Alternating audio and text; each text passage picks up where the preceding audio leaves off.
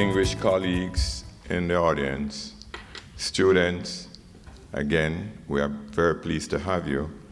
And as pointed out earlier, you will be taking over from us sometime.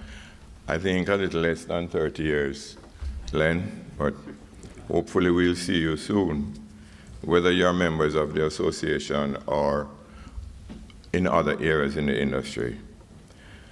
As you notice, I had to call and help this morning because the document was prepared by Mr. Ross, John Ross. He's the attorney who prepared this document. And he became ill sometime late last week and called me and asked me to try to read his paper for him.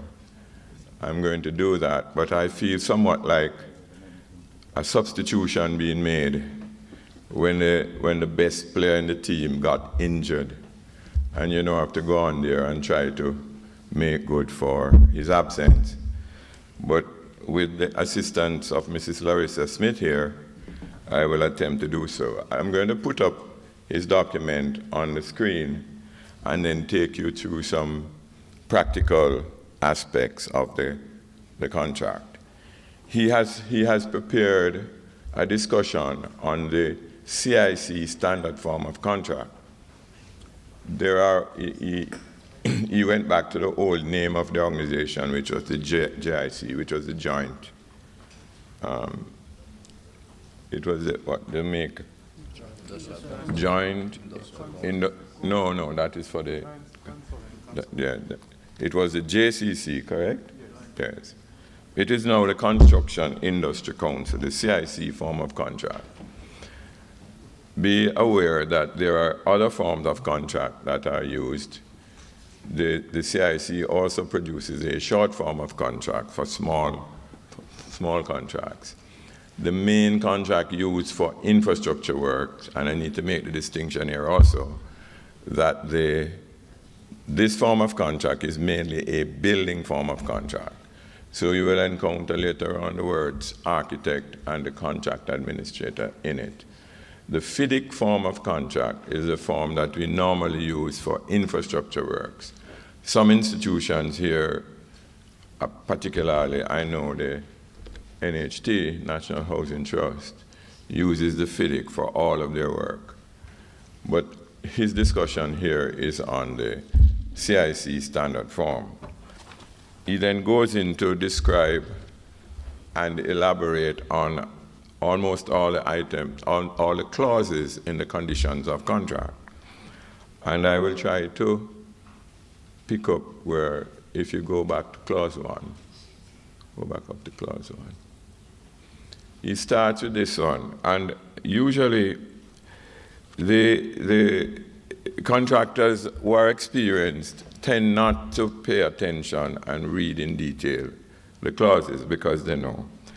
However, clause 1 defines the contractor's obligation. I must also point out that he wanted to present, because this is a master builders, he wanted to present the contract from a contractor's perspective. And although he's a lawyer, he's well qualified to do so. He has been in development and project management, importantly. And if you go back many years, you will find that the word or the definition contract administrator did not exist until maybe somewhere in the late 70s, early 80s, when the professional called a project manager became entrenched in the industry. And to some extent, that project manager would operate as a contract administrator, either in tandem with or in lieu of the architect. Okay, in terms of clause 1, he expects you to understand what your obligations are. He also refers you to clause 21 that says you must proceed diligently with the work. He also makes reference to site minutes, which we will come to in clause 2. You are expected to, as I said earlier, produce a program of work, and among the things that are important again is that you institute a site diary and you record in the diary all the events of that day, not necessarily in long form, but certainly noting. The weather is important because there are times when you may have to request extension of time because you've had abnormal rainfall or some other climatic event that would have disabled you from working on that day.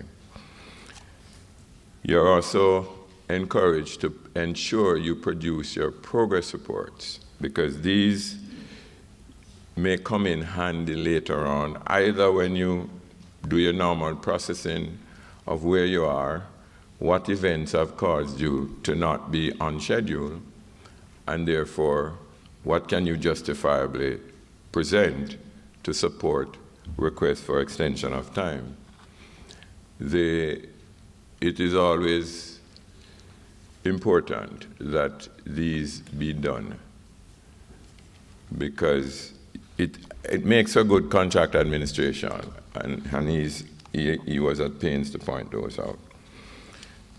Clause 2 goes into the architect's instructions, and for those who don't know, because there are those here who know, these are either instructions that have been communicated already in the drawings, but he may from time to time modify those instructions either verbally at site meetings or in writing.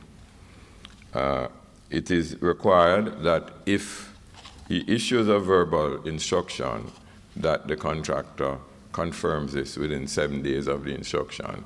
Again, it is very important, and he points it out, because memories are not what they ought to be, and sometimes people forget those instructions. Clause 3 goes into the contract documents themselves. Again, they encompass all the documents that are presented at the time of tender, normally, and it would be good if you ensured that in presenting your program, that program be read within and with those documents, because later on there could be a problem for you. Clause 6 deals with your materials, goods, and workmanship. I don't think we need to elaborate much on this. You're expected to use the best quality material, and the workmanship must be exhibited to ensure that accuracy and the quality at the end of the works are clearly visible. As pointed out earlier in an earlier discussion, if you're inaccurate, it costs money. It was put that it would result in additional time, materials, and labor. Money was what was left out. It costs money. So good materials, good workmanship. He then takes you through clause 7, 8, 9, and 10 together. He says they speak for themselves, and they somewhat reiterate what the architect may have said to you. I'm just referring to them now to see what their headings are in case that is of any help to you. Or some of these deal with royalties. Or one is important, contractor's supervision. Clause 8 speaks to contractor's supervision. Of course, the quality of your site management is going to ensure the good quality is going to ensure the good quality of your performance. Then 9 speaks to access to the architect and contract administrator, which means your ability to communicate there properly. 10 speaks to a clerk of works. On large projects, you may have a resident architect, a resident engineer, or a clerk of works. This is somebody who is appointed, who is employed really by the employer, usually through the architect's firm or the engineer's firm. And they see to the day-to-day activities on the site to ensure, in particular, that the drawings and specifications are being adhered to. And then he went on to, he speaks to you also now about Clause 11, which has to do with variations. Speaks all to provisional sums and the price PC sum. Those who we spoke earlier, if the architect comes and changes the scope of the work or the nature of the work, that constitutes a variation. Variations can also be omissions of items of the works. These omissions could lead to claims from the contractor for loss of profit, depending on the nature and the size of the omissions. So those have to be paid attention to. Provisional sums are included at the start, and usually the quantity surveyor, or in the case of engineering works, the engineer estimates the value of an item of work that is to be done and includes it. The architect then, architect in this case, or engineer in the infrastructure case, then instructs the work to be done against the value of the work. The PC sum is a value that is put in for the cost of a particular material, or it could be equipment or some similar. And it is, again, an estimate, and it may actually be increased or reduced based on what the actual costing works out to be. He then moves on to, I just quickly went over. All right, he moved on to clause 15, but you had 12 dealt with the contract bills, which are the bills of quantities that you would have had at tender stage. It also, 13 is the contract sum. It sets out the amount that's in the contract. 14, materials and goods on fixed or off-site. Materials and goods on fixed or off-site are often taken into account and paid for in advance in a certificate. This is up to the discretion of both the employer and the architect normally. They may not accept that value unless it is on site. Okay, he moved on to clause 15, which defines practical completion. And it is important that the first subclause be noted, because it is the clause that really says, in essence, that practical completion is achieved when the facility, the building, the structure can be used for the purpose for which it was designed. And you may actually have partial practical completion on some sections, or it is more traditionally referred to as sectional completion, where the owner may want to use portions of the building before the full building is completed, and it can be done. It won't interfere with the rest of the work, and he will accept partial practical completion. It is also, I think, does he go on to 16 there? Could you go up for me, please? Because partial possession is also available, and it falls into the same aspect. Of course, there are conditions under which those are done, and those are agreed by all parties, the contractor and the architect, usually on behalf of the employer. Clause, he goes on to, 16. Okay, we dealt with 16. 17 deals with the assignment or subletting of contract. Normally, some assignment or subletting of contracts are allowed. It is not normal that the total contract is allowed to be assigned. Assigned meaning engaging another contractor to undertake the works, or subletting portions of the contract. But there are conditions under which this is done. It has to have, the employer essentially has to agree to it, and is usually the person who initiates it, because it isn't normal that the contractor can just come and ask to have the contract assigned or sublet, because he was awarded the contract on the basis that he would be able to undertake the contract in total. So it would normally involve the employer who may wish a friend or somebody else to participate on the job. And if the contractor doesn't regard it as disabling to him, he could agree to it. Clause 18, injuries to persons and properties. These are usually allowed against. First of all, and this is a point we make strongly at Master Builders, the safety aspect of construction sites, very, very important. We actually produce a safety manual, which we encourage all contractors, members and non-members, to acquire and hand out to their workers and have discussions with them and actually put up signage and so on the sites to ensure that every effort is made to make the sites as safe as possible. Clause 18 speaks to injuries and how we remedy those on site. And then 19 goes on to ensuring against such injuries. 20 goes on and ensures against what we call contractors' all risk. So that's all risk. Risks that are potentially known and risks that are unknown.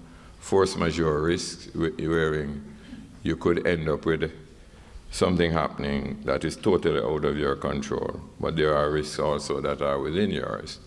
However, those are all insurable and are insured. Again, we spoke about possession. The contractor is given possession of the site completely at the start of the work. If for any reason the contract is postponed, there is some provision that you can enter into dialogue as to whether or not you continue to maintain possession or you hand over possession either during the time, and this would be an agreement on which the financial arrangements would be made, because there would be costs incurred in maintaining possession of a site on which the work has been suspended. There are damages. Clause 22 provides for damages for non-completion of the contract. And this is quite clear. We on our side have argued for years that if you are prepared to have damages for non-completion, you should be able to have bonuses for early completion. But of course, that is never palatable to the other side. Extension of time, I'm sure you would have gone into it in great detail, and this is important. And what Mr. Ross did also, he made references to legal cases that have been settled and have now become settled construction law. And he was able to point out where, from time to time, these clauses have been adhered to one way or the other and have been brought up in arbitrations in particular, more so than court cases. But oftentimes, an arbitration ends up in court also at the end of the day because there's objection to the award. Loss and expense, clause 24, deals with items, whether through the instruction, late instructions, late information, non-availability of PC items, or we go back to the prime cost items, PC items. In a number of cases, the employer, through the architect, chooses to supply materials to the contract or equipment, and oftentimes might be late in the supply of these materials. The contractor then experiences delays, and delays have cost to them. And so loss and expense is an item that is looked at very carefully by all parties, because it's additional cost to the owner and it's monies that the contractor has to recover in order to maintain a viable contract performance. Clause 25 goes on to determination by the employer, determination or termination of the contract. There are strict rules as to how this comes about. There are warnings that have to be issued about non-performance, non-material performance, breaches of the contract. And the contractor has to be given the opportunity to correct breaches resulting from non-performance of the contract, and he has to be given reasonable time. He's then notified. If he continues in breach, the owner can then determine or terminate the contract, at which time various other issues come into play. I've seen where the employer has employed the same contractor to finish the job. And this has come about because when the contract is determined, the bond, the performance bond, is called on by the employer. The bonding company has the right to analyze the contract, assess its position, because it's in the hole for a 10% payment. And I've seen where the bonding company has assessed the contract, has determined that it will cost them less than 10% to complete the contract, maintain the same contractor, or employ another contractor in other cases, and have successfully completed the contract, to the point where when final accounting is done, after all of that exercise, the original contractor did in fact have a payment to collect. So those things can happen in the execution of contract, but 25 gives the owner the ability to end the contract if the contractor is not performing. 26 now gives you the contractor's right to determine particularly if he's not paid. And a similar process takes place where proper notice has to be given about non-payment and its effect. And if in time it continues, the contractor has the right to determine the contract. Having done so, an accounting again has to be done to see where the various issues are and how much money is outstanding to the contractor. As you can imagine, these events usually often end up with some other type of dispute resolution process taking place. But those are provisions that are available within the contract. Clause 27 treats with nominated subcontractors. These are people who are nominated to undertake specialist portions of the work which the main contractor doesn't usually undertake directly. And they are nominated by the employer through the architect, normally. And their performance has to be monitored by the contractor. The contractor has to ensure that these contractors perform properly. However, as you can imagine, because they are nominated, if they don't perform, then the owner is at risk because they were appointed by the owner, even though by the architect. Nominated suppliers, clause 28, very similar. Suppliers can be nominated to supply specific materials or equipment to a job. Again, this may have been included as a prime cost sum before, a PC sum, in which case, again, the delivery of the material has to be within the time scheduled by the contractor. And if it falls out of time, significantly out of time, then the owner, the employer, becomes liable. Clause 29, he may not have mentioned, is IDAs, artists and tradesmen. These, again, are specialist people who may be engaged by the employer on the contract. They have to perform within the time frame set out for them to avoid delay to the main contractor. Clause 30 goes into great detail on certificates and payment, goes into how it is produced, what is required. The quantifier is very important here. I recall a number of architects insisting that they do not certify the money, they certify the work. However, it requires the architect's signature before the contractor gets paid. But the contract speaks elaborately to that, and Mr. Ross has treated it in some detail as well, so that, again, if you avail yourself of his presentation, you will see the notes that he has there.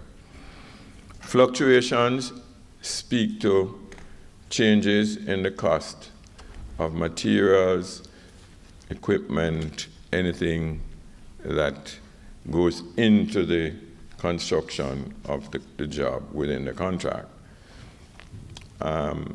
Contractors are known to submit a book of materials and equipment that they are to provide for the contract, all the way down to nails and screws. And every month they put together their invoices. And this is how it is done. You have to claim, if you allow fluctuations to just run over time, you may end up with a problem with it being certified, even when it ought to be, ends up in a dispute and so on. So I would advise that on a monthly basis, contractors take out all their invoices for purchases, check those that have cost them more than the basic prices that they had submitted. Oh, that part is important. You must submit your basic prices at the start of contract. And Mr. Ross did ask me, what if you didn't? Well, if you didn't, tough luck. There is no obligation on the owner's, the employer's part, to pay you for increased prices if you did not say what it cost you in the beginning. I don't think he went into outbreak of hostilities. I don't think it's likely we would end up with those and war and so on. So clause 32, treated with outbreak of hostilities. 33, war damage. I don't know if we have war damage, Minister. Do we? Yes. It appeared a couple, I think it was up to last week, Monday, that we may be having one. He speaks to antiquities also. This is if you're on the site and you find fossils. In some cases, you may actually unearth graves, which I've experienced, and you're supposed to, there's a process through which that is supposed to take you. Certainly you have to notify everybody. You have to bring in the various government authorities that speaks to those, the handling of those, the removal and the reburying of those. But there might be other fossils that you may come upon which you have to bring to the attention of the authorities. I know we have found those cannons we have found cannons on site, and we are supposed to bring those to their attention. Yeah. Notices, clause 35. Notices are to be written and addressed as set out in the contract document. The articles of agreement tells you who to notify, when to notify, and so on. Of course, it is good practice to notify immediately. The appointment of an adjudicator, a practice has developed recently, this wasn't so all the time, where the parties agree at contract signing to an adjudicator, or if it's a multi-billion, they may agree to 3 adjudicators or something like that at the start.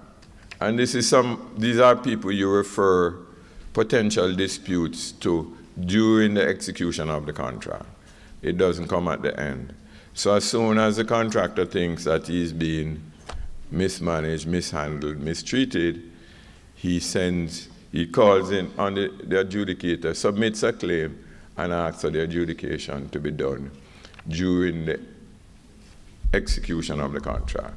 And normally the adjudicator has to produce a decision within 28 days so that it doesn't affect the timing or the timely execution of the works. Arbitration, of course, this comes usually at the end. It means that the people are in a dispute which they cannot resolve among themselves. And so they would invoke and invite the participation of external bodies with which to do so. In the main, we have been practicing with a single arbitrator, but you could have a tripartite arbitration where you have three arbitrators acting and the majority decisions would be handed down. Thereafter, there is an appendix at the end of the document that he treats with, and I also want to bring attention, because he did, to what he calls general observations. And I would just want to read that for you. It's fairly lengthy, so I don't want to take you through all of it, but he speaks to the architect and the power in which is invested in the architect, and that it is a quasi, I recall when I read it, quasi-judicial authority that he has, because he makes decision on work that you have done, and most importantly, the payments that are made to you, and so it is very important. He goes on to point out that the architect, however, is obliged to act fairly, because he's given this authority. He's supposed to act. And here I pause and smile, because the architect is employed by the employer, and he is looking to get additional employment. And with that, we have had issues over the years, because the architect, in a lot of cases, has acted in favor of the employer. But I know Mr. Ross has included this here. Mr. Ross himself has provided services on arbitrations, and therefore this is an item that he regards as very important. And in fact, has resulted in a number of cases where the benefit has gone to the contractor because the architect did not maintain his independence in practicing the outcomes of dispute. He goes on at the end with a special note, duty to cooperate.